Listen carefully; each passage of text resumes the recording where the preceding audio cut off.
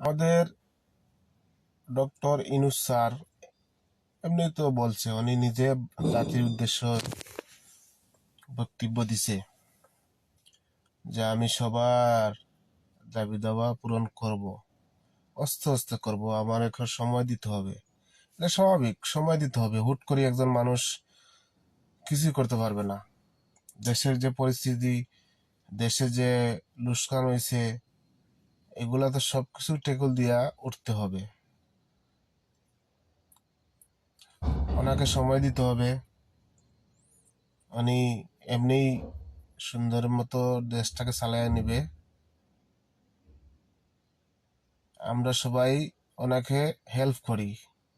Help না করিয়ে আমরা আরো আন্দোলন করতেছি, আমরা দেশের সম্পদ নষ্ট করতেছি।